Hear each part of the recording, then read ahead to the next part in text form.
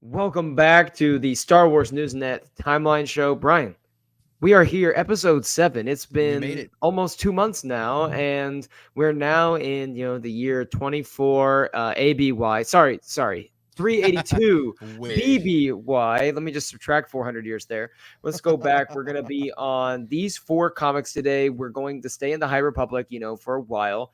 And today's episode is going to be out the High Republic, the main Marvel run. This is kind of like the titular series for the High Republic comics. And this was by Kevin Scott. The first 4 comics came out from October 2022 to early January 2023. And as I said before, this is 382 BBY, and the era on the timeline would be phase 2 of the High Republic, which, for those of you, again, unfamiliar with the High Republic, it comes in 3 phases. Phase 1 takes place before phase 2, or sorry, after phase 2. And so it's much like the, Star Wars movies. So you have, the originals, and that's phase 1. And then you have the prequels that go back. So phase 2 of the High Republic goes back. And then phase 3 of the High Republic is taking place, after the events of phase 1. So much like the movies, we're kind of mirroring that. But we're here and we're going to cover the first 4 issues because, like we did last week, it all led to Jedha. If you remember in the High Republic Adventures, episodes 1 through 4, or comics 1 through 4 that we talked about. Can you imagine if they did like a mini series on the comics though? And they could just talk episodes 1 through 4. You know what? They do animated comics once in a while. They do trailers for comic books now. Marvel That's releases true. them on YouTube, and I'd love to see something like that. It wouldn't have to be animated; just like layer the images and just kind of layer the spreads and have some of the voices layer with the spreads. Cool. That would be a lot of fun. I would volunteer to do a voice if they really need. I know I've done my voice impersonations on the shows before, and I've been told that I range from fantastic to you are disaster. You should be put in prison. So it sounds like great content. Like either way. What was it? What was the voice that I had you do last live show? Oh, it was Anakin. I had you do the Anakin growl. Oh yeah, that's right. Which probably disturbed some people on the interwebs having to tune in. Anyway, another great start to the show. We're going to talk about High Republic issues 1 through 4. We're introduced to a ton of brand new characters. I reviewed all of these for the site on Star Wars Newsnet. So if after you listen to the episode or watch the episode here on YouTube, be sure to go check those out if you want even a more in-depth look at some of the spreads from the comics as well as just some of the written word about it. So before we get started here, just a little plug to like and subscribe to the channel. And then if you're listening on Spotify or Apple, give us a nice 5-star review. Say something nice about us. If you're watching on YouTube, you'll see Brian's luscious beard. So you can even comment on that. I don't think you can hear how great his beard is on the audio channels, but just take my word for it. And it's wonderful. So, Brian, the comic was a little bit interesting, the first edition, because it starts off with the main story, and then it kind of at the end has a story that takes place before the stories. We're going to go tag story. Yeah, we're going to go with the tag story at the end and then tie into the beginning of the issue. And the tag story is called Peace and Unity. That's right. And we are introduced to Jedi Olivia Zevron, who I will be honest, I fell in love with from the very first moment. I was actually kind of upset as the comics went along, and she wasn't as big of a presence as I thought she was going to be. And obviously, if we continue on, she's going to have a big presence in, one of the novels that it's coming. Right. So let me just set the stage. Olivia Zevron, she's sitting in front of the last Jedi Protector statue. So those of you who have seen Rogue One, if you remember the Jedi statue that is in the sand that has fallen, and you're like, oh my gosh, what is that? It kind of even looks a little bit like Obi-Wan to me. I don't know. It did a little bit, yeah. A little bit. And it's laying in the sand, and that's the statue that she's sitting in front of. She's meditating, and we learn it's still standing. Yes, it's still standing. And we learn that there used to be 4 of them, and that's the last one standing. She's trying to meditate. She is, I guess, a Jedi here on Jedha. That is her position. How would you describe her position? She's like a counselor or like an advocate for the Jedi because they have this big council of Force users from all Mm-hmm. the different The groups and convocation. the Yeah. convocation of the Force. And she is a member of that. She's helping, like she's trying to keep the peace because the Mm-hmm. convocation of the Force that's there to promote peace, unity, and friendship apparently has a lot of division, discord, and To violence say the going on. least, yeah. And so, Brian, please describe the scene as Olivia is summoned So back to the convocation from her meditation. What does she find? this convocation is supposed to be the group that allows dialogue between different sects of the Force with different beliefs, and open a dialogue between them so that they can all get along and and coexist and whatnot. And as she walks in, she finds the entire convocation at each other's throats, basically, literally fighting, physically fighting, because there is a member that has walked in that has asked to join the convocation to represent their religion, their group, and the members are fighting amongst themselves and begin to tell each other, "You're a Dark Force user. We're not Dark Force users. You guys are Dark Force users. No, we're not. We haven't used the dark side, and we purged it generations ago." And and it's just fighting each other, and physically at each other's throat. But what I thought was really cool was one of them is actually using plants, like they're Yes, actually using the plants to hold this person up to fight them. I think I don't remember. So I wrote down some of the names of the Force groups that I was Yeah. unfamiliar with because I knew about There's the several. sorcerers. I knew Yeah. about the sorcerers attuned. I knew about the guardians and disciples of the wills. Right. But here's some that I wrote down. There was the Falanasi. Yes. There were the Yakambe, which is the ones they said were the dark side users. Right. Right. Yeah. There were the Lanto, and then the Matakai, The Matakai. which were the like Plo Koon people Yeah. that were there, Yeah. which I thought they were pretty cool. They had Yeah. these blades, these like almost like giant spear like axes because they're like long like a javelin, but they also like make like a little like a axe, I guess, basically. And those were pretty cool. And yes, she gets there, and you have the plant people using their plants and vines to take apart the Plo Koon people as they're trying to Mm-hmm. take their axes and smash them. And she's like, guys, and it just reminded me of being outside a middle school setting, walking into my classroom Yeah.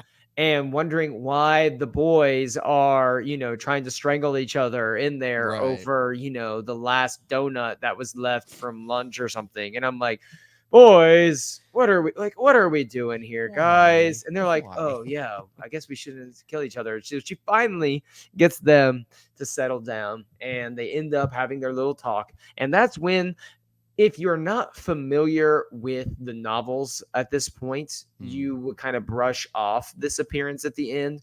But Sunshine Dobbs enters, and he is basically a frontline kind of prospector for the path of the open hand, which we That's right. have talked about, extensively And we will on this talk about show, way more later and we're going to on. keep talking about them. And so when Sunshine shows up at the end, we know that, stuff's about to go down, that the path Right. is about to make their appearance, and that's when things are going to really heat up. Were you expecting to see someone like Sunshine Dobbs come in, or were you thinking there'd be a brand new path member coming into play? Of course, this is all coming out around the same time as Right. like Path of Right. Deceit, but I'm I curious. I'd already seen him, or I'd seen him. I'd already read him in Path of Deceit and kind of had a little bit of, history on him. How he was smitten with the mother, how she kind of had her effect on him the same Mhm. way she had effect on.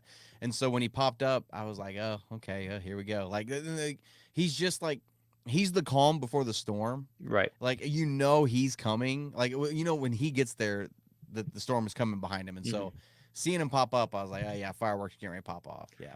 And so that's basically all we get with Olivia. We kind of learn that Right. she's not necessarily happy on Jeddah, that she can be a little bit impatient. She wants things to move quickly, and then the Right. path shows up. But the comic really gets going at the very beginning when Vildar Mac is kind of the main Love Jedi Vildar. of these. Vildar's great. And he Love him. shows up, and we learn that he remembers his past when he was like 4 years old. Not all the Jedi remember where they came from or what happened to them, but he remembers. And all he has of that memory is of the thought that he was going to die at the hands of like a dark side Force user that came into his village or wherever he was that grew up. And he still carries the trauma of what happened there to him to this day. And in part, that's why he chose to be, that's why he's on this convocation like duty. he's coming to Mhm. Jeddah to be a part of the convocation. He's probably searching for some inner peace. He's looking to end the conflict that's in his own mind, his own heart. And he is confronted with kind of the opposites that you would want if you're looking for a little peace and quiet, as he meets Matthew Catley, who is, Yeah. I adore Maddie. She's She is hilarious. just Yeah. a funny, hilarious Padawan that is the one that just, I'm going to talk a little too much. You're going to get a little tired of me. And I'm sorry. It reminded me of like season one, like season two Ahsoka from Clone Wars, where she was just always Yes. kind of chat. She was just Yeah. always chatting. She was always yapping. And Side they just, comments like, oh, side okay, like comments you were doing here. so great too. and Yeah. and so she's just kind of chirping. She's like, "Oh, we're friends, right? Like we're gonna be friends." And he's like, "Oh my gosh, just like get me to the temple. We have to meet up with your master. Let's go." And what were your first impressions of both Vildar and Maddie? Complete opposites. Complete opposite ends of the spectrum because he didn't Hmm. like to talk to anybody, and when he's coming to Jeddah for the first time and he's on the shuttle, he's coming in. There's another alien that's trying to talk to him, and he's just like, first time to Jeddah, and he's just like trying to look out the window, just like trying to ignore this guy. It even says in the narrator comments, it's like Vildar. It's like there's always someone who wants to talk on these Right. missions. Right. And then he bumps into like the person that's going to be with him the whole time, and she does Mhm. nothing but just Right. that. And so I thought it was great that they were complete opposites like that. I loved it. And what I really like about Vildar too is what I like about the High Republic in general is how all of the Jedi seem to be very flawed, and they Mhm. accept that they're very flawed. Because when you get to Right. the prequel trilogy, those Jedi are all prim and proper. Oh, we're doing everything by the book. We're all, you Hmm. like, if you're not the perfect Jedi, then there's something wrong. Right. And so with the High Republic, everybody has their flaws, and I love it. And They own it. especially, yeah, and that's exactly it. They use it, you know, they, like you said, they own it. That's who they are, and they embrace it. And I love that. Yeah, they embrace it. They look to improve. They look to Yes. better themselves. They don't look to suppress or hide the worst of themselves, which honestly is the kind of the beauty of the Jedi at this time, Yeah. that they're not so hell bent on perfection Yeah. in the sense of we are perfect and need to be perfect, but the sense of let's work on perfecting ourselves. You're And in right. order to do that, we have to acknowledge that which we struggle with the most, which is what the Jedi of the prequel era right before. That's why, in large part, they failed. They Yep. were unable to reconcile with the fact that we are flawed and we do have some issues. Had Anakin been born during the High Republic era, he would have thrived. 100%. I can't 100%. He argue would with have that. thrived. Yeah. So, a lot of Force artifacts are being stolen, which we know is the path of the open hands doing. They're taking these artifacts, they're selling them, they're keeping them in their personal collection. And we first kind of encounter why the Jedi are not necessarily so beloved on Jeddah, as Maddie's trying to take Vildar to Master Liban to this like place where they're like, okay, there's a report of another artifact being stolen. Like, let's go talk to this person who has information. And sure enough, Vildar almost has to break up a riot, and then he gets a little bit too violent because he has, Some trauma and PTSD some flashbacks. Yeah. serious, serious PTSD flashbacks. And ultimately, though, it all settles down, and they get to interact with this. It's a Sephi, I think, is his Mm-hmm. name, is his species name, Yeah. where they realize, okay, something's up with this guy. They see him steal something, and Vildar is like, okay, this guy's up to something, right? And they end up getting to the uh, what's it called, like the temple, or was it like a temple, or just like a little The convocation chambers. yes, the Yeah. convocation chambers. Yeah. And one of the members or caretakers is dead. Right. And the only person that's there is the Sephi male that Vildar had this, brief angry interaction with earlier. Right. And so he's like, "Oh my gosh, you killed her. I have to stop you." And can you just do your best, like, please describe the hilarious scene that takes place at the end of this comic? At the end of this one, At the end of this one. the The where fake, the Moricro is what it's called, I oh yeah, believe. yeah, yeah, yeah. Oh yeah, the greatest cliffhanger I've ever seen in a comic book. So Tay pretends basically to be this Hey, member of Sarah, this. that's we don't know his name yet, but that is the name Right, of his the yeah. Sephi male that he's interacting with. Yes. He says that he knows this technique to use the force to stop somebody's heart to kill them in their tracks, and Vildar is like, that's not a, you can't do that. Everybody knows that's not even The possible. ancient art of Morrigan is like, nah, now Yeah, I know you're. He says, no, I know you're lying because yeah, that is something that people tell their children to right. scare them at night. And so I don't he's know. like, That's my best really? Vildar voice. Yeah. So he's like, so really, would I be able to do this? And he hits him in the chest. And the comic ends with Vildar laying dead on the ground. And it says he Heart stop. dies. And it says he died. Like, that's his death. Like, he's dead. Like, he's dead, dead. He's on the ground, just, that's it. And I'm like, what? Where is this going? Are they Yeah. really killing off the main character? One, Right. like, what does this mean? Because it says his life has just begun, but it begins in death or something. Yeah. Like it's a Loved it. really weird how it ends. And we discover early on in the next one that okay, he is still alive at Yeah. the beginning. It talks Yeah. about how his time has not come yet. He wakes up and he's like, what's going on? Your heart was stopped. You were dead. And Vildar is just like, oh my goodness. He's winded. He's like, we gotta find this guy. He's dangerous. He's a dark side user. Oh my gosh. Like, we gotta find him. Can you imagine like already having all this PTSD and then dying and then coming back like not only dying, you think that something you thought was impossible had just happened. Like this ancient, like dark side art of killing someone with a single touch. Like you're like, oh my goodness, this is not something that should be possible. Yet it just happened, or did it because I'm still alive. Right. But all I know is that guy's dangerous. We have to go stop him. It makes you wonder something like that, like really is possible. I mean, Vader's able to, choke people with the Force and pinch their windpipe shut. Why couldn't he just like we've seen Force healing? We haven't seen Force heart decreasing Force healing. I'm waiting for a Jedi to use the Force, or like Sith use the Force and start squeezing me like Kalima. Do you think the reason that the Sith never actually use that and suck the life out of them is because they just get so much pleasure out of like choking people and force lightning people to death? It's like we don't go for the subtlety. We just want the maximum damage, the most XP possible. Vader likes to get his chance to throw his dad jokes in there, not to choke on your aspirations. Got it. Yes, 100%. Apology accepted, Commander. So Maddie takes Vildar to this pub called the Enlightenment, run by Kraydon is his name. He's like a giant four-armed insect, four-legged, forearm. I guess he walks on two of his legs, the other four kind of his arms, and Kraydon's like the master of information, like everything going on in the holy city he knows about. And Vildar comes in, there's a dark side user. We have to stop him. And everyone just starts busting up laughing.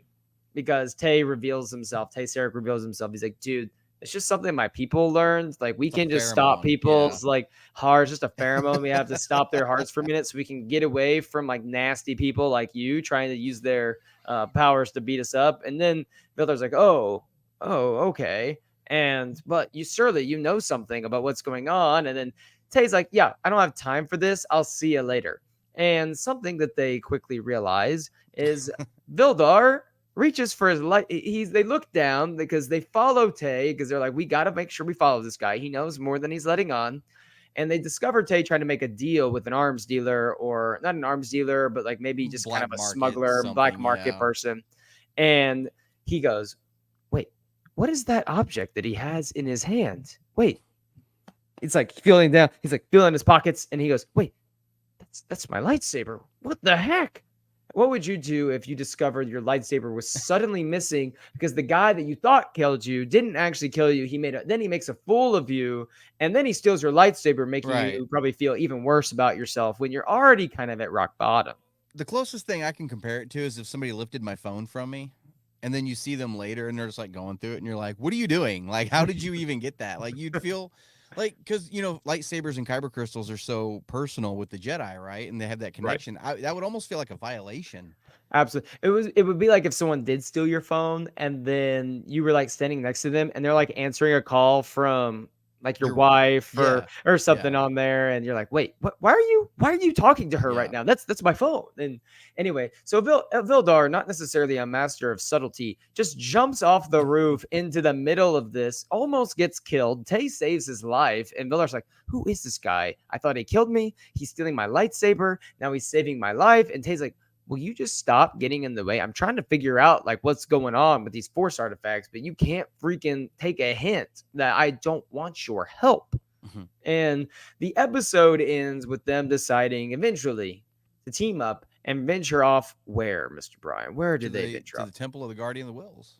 To the Temple of the Guardian of the Wills. And the last shot we get is Vildar saying, yeah, or Maddie saying, they're our allies. Why should we be concerned about a place Right. like this? And Vildar's like, well, are they really our allies? As he ignites his lightsaber, it looks around and they're surrounded by Guardians of the Wills with their light bows just aimed at them. And I love the light bows. It's like, love them. I love it's those like things. a mix of like, the crossbow you see in like medieval warfare, but it's also kind of reminiscent of the Wookiee bowcaster as well. And that thing that Omega's got. Yes. Like, Now that light bow, I'm assuming it's an earlier version of the weapon that we see That Chirrut use, from Rogue One. For those of you who are unfamiliar, maybe with exact weaponry that we're talking about, think Rogue One, think blind guy Chirrut that uses his light bow to take out the TIE fighter in Rogue One when they're on, what planet was that? Oh, Edu? Edu, yes. They were on Edu. Yeah. Dude, that was a clever piece of canon you just pulled out. I'm serious. That was good. I'm just good stuff. A bane of useless knowledge. That's what I am. Especially Star Wars more than anything. So a couple of things I want to ask you from issue 2. There were a few drinks that were brought up at the pub, and I want to know which of these drinks that you think you would want to sample. I gotta whip my comic out. Did you guys hear that? That's my bag and board getting open. Would you want to sample I gotta remind myself what they were. The Elysium Sunrise. That sounded awesome. Would you want to sample the Penitent's Ruin? Or would you want a mug of Kevnog? Oh, no, that first one sounds good. The Elysium Sunrise. Sounds very tropical. Sounds very tropical. That sounds like the drink my girlfriend would get at the bar. The Elysium Sunrise. I think that's something that she would order. It probably have even a little umbrella in it too. Like you're you're like on vacation, you're sitting there, the little umbrella, you sip it back while you're sunbathing. I think I would probably go for more of the Penitent's Ruin. That has to have like some sort of like whiskey, like bourbon. It's got to have something. Mead. It's got to be like some mead. And then the Kevnog, that's just what the Vikings would drink. That's what the Nile drink, right?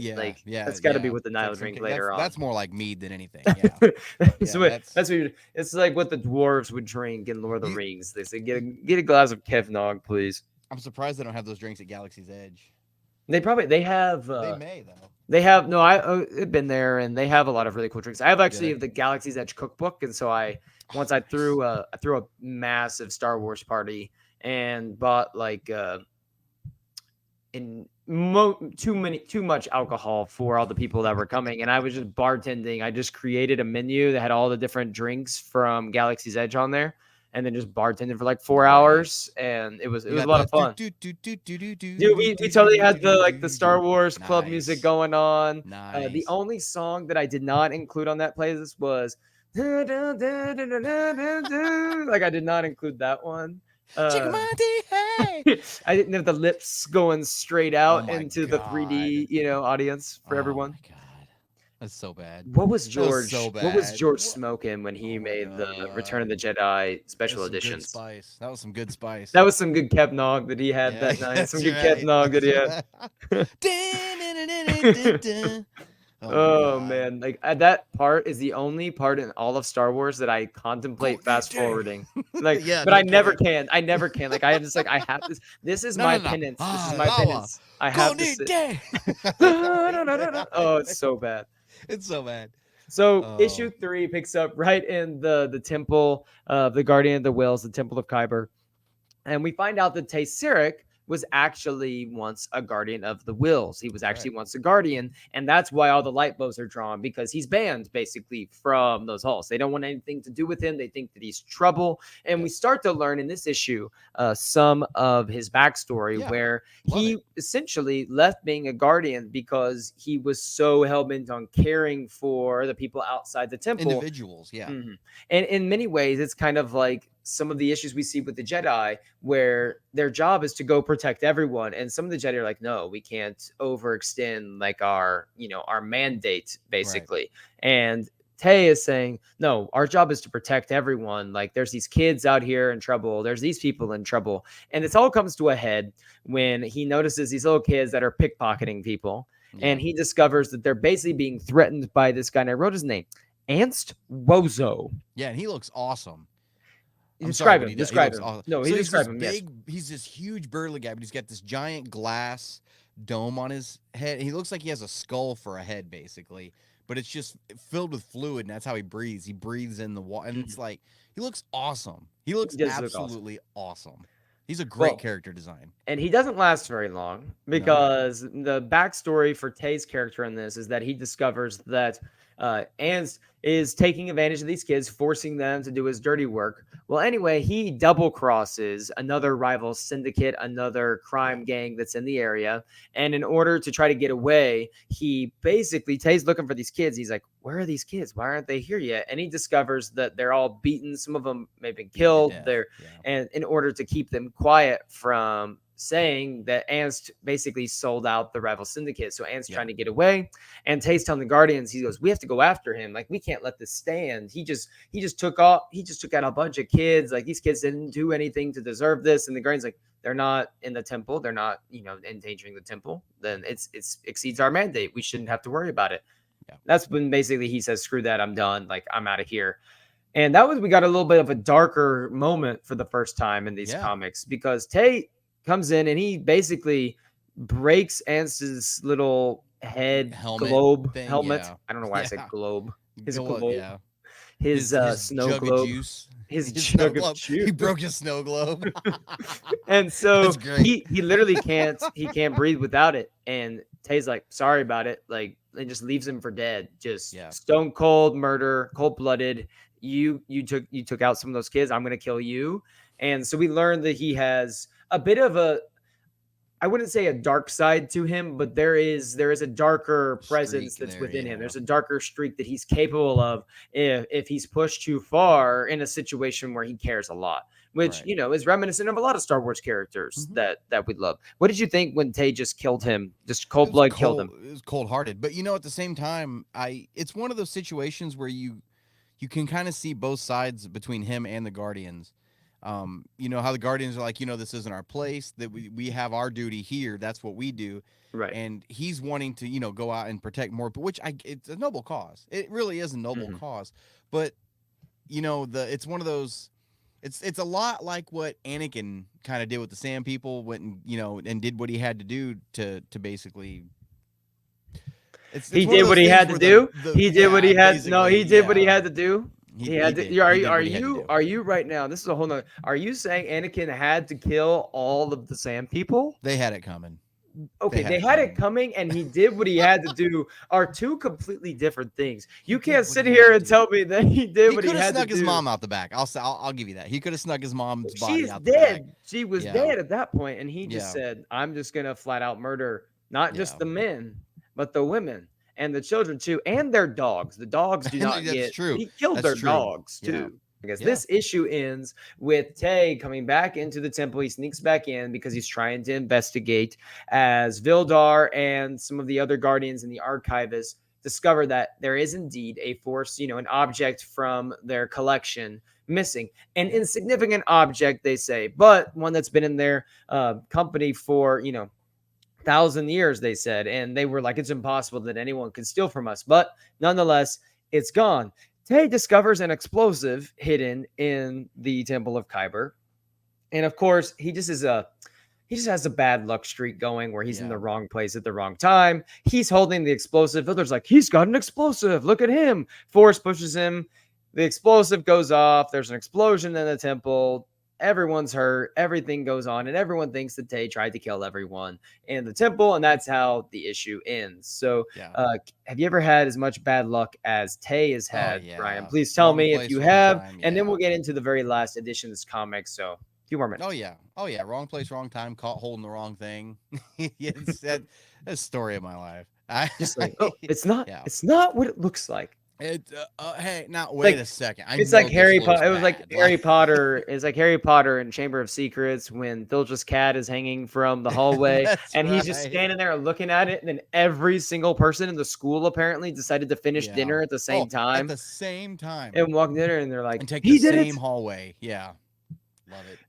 So issue 4 starts with Tracia leaves. The Force people that use the like plants and use nature to connect with the Force. They're using this plant, these leaves, to heal Vildar from the explosion that went off in the Temple of Kyber. And Vildar, interestingly enough, is actually second guessing whether or not Tay had anything to do with his explosion. He's actually kind of thinking about giving him the benefit of the doubt, because it's like, it feels weird that he would lead us to this place, kind of alert us to what's going on, investigate his own murder, and then also and also show up right in front of us with an explosive that he didn't have 5 minutes ago. It doesn't make a lot of sense. And that's when we meet Master Liban, who's like a giant cat, like a walking cat. Master Liban. Talk about Master Liban then. I'm a big tiger guy. I love tigers as it is. But Master Liban, she basically is just a tiger person, a white tiger Jedi, and she is awesome. She's the main mascot. Jedi. We were the Tigers, so that's why we're good friends, Brian.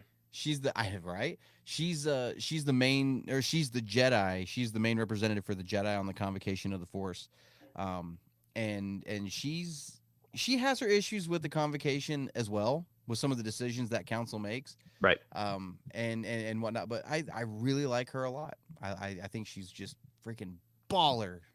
And to bring out an old term, baller. And so Master Liban, his aide is Olivia, and we see Olivia come back in, and there's a little, we don't get into it much here, but there is just a little tension between Maddie and Olivia, because Master Liban is Maddie's master, but Master Liban spends more time with Olivia per se than they do Maddie at this point.